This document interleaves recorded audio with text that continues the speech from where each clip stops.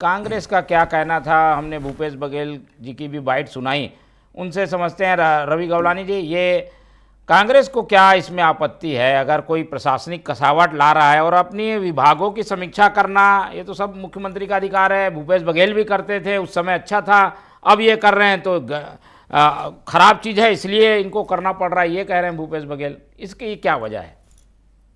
देखिए मोहन जी, हमारे भजन है, आपने सुना भी होगा कि बड़ी देर भई नंदलाला, तेरी राह तके ब्रिजबाला। 2 साल बाद याद आ रहा है नहीं, इसके कि पहले भी हो अवैध चुकी है। रेत खनन। 2 मिनट मेरे को मोहन जी, 2 साल बाद रेत खनन गलत हो रहे हैं। रेत खदानों में गलत तरीके से काम हो रहा है। 2 साल बाद याद आ रहा है कि हमारी कानून व्यवस्था जो है वो चरमराई हुई है। 2 साल बाद याद आ रहा है कि कलेक्टर और को कहा जा रहा है कि सुबह 7 बजे उठ करके वार्डों की समीक्षा करो। क्यों कहा जा रहा है? क्योंकि डबल इंजन, ट्रिपल इंजन की सरकार है। इनके पार्षद लोग काम नहीं कर पा रहे हैं, नगर निगम नगरीय निकाय काम नहीं कर पा रहा है, इसीलिए कलेक्टर को कहा जा रहा है। पिछले 25 साल के इतिहास में आप बताइए, 15 साल तो रमन सिंह जी की भी सरकार रही, कब उन्होंने आदेश दिया कि कलेक्टरों को सुबह 7 बजे उठ करके वार्डों में घूमो? ऐसा तो कभी नहीं हुआ। ये तब हो रहा है जब आपके जोन फेल हो गए हैं, जब आपके वार्ड स्तर पर चीजें फेल हो गई है, तभी तो कलेक्टर को आदेश दिया जा रहा है। इसका मतलब साफ है मोहन जी कि वर्तमान सरकार हर मोर्चे में विफल हो गई है।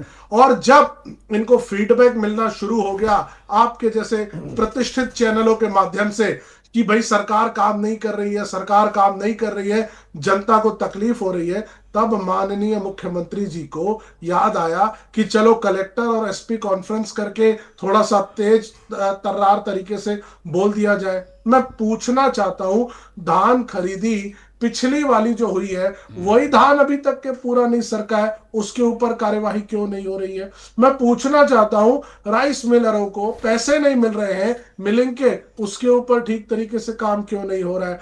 मैं पूछना चाहता हूं कि कलेक्टर एसपी कॉन्फ्रेंस में समन्वय की बात की जा रही है, इसका मतलब 2 साल तक समन्वय नहीं था, तब मुख्यमंत्री निवास ने इसके ऊपर कोई काम क्यों नहीं किया? और विपक्ष होने के नाते मोहन जी, हम दूंगा, पूछेंगे मौका क्यों दूंगा नहीं? जी। विपक्ष होने के नाते तो हमारा तो ठीक है। काम है ना कि पूछना कि आप लोग अभी ये क्यों नहीं कर रहे थे। अगर हम प्रश्न कर रहे हैं तो मैं समझता हूं ये तो लोकतंत्र की बात है, लोकतंत्र को मजबूत करने की बात है। इसके ऊपर तो वर्तमान सरकार को, उनके जो सरकार में नुमाइंदे बैठे हुए हैं, उनको सामने आकर के स्पष्टीकरण देना चाहिए, सामने आकर के अपनी बातें ठीक है। अच्छे से रखनी चाहिए। ये सारी, और लोकतंत्र में विपक्ष तो प्रश्न करेगा ना मोहन जी, ठीक है, आपके चैनल के माध्यम से भी चलिए हम पूछूंगा पूछने मैं। का प्रयास तो करेंगे। याद रखिएगा ये सवाल। ठीक है, आपके सवाल आ गए।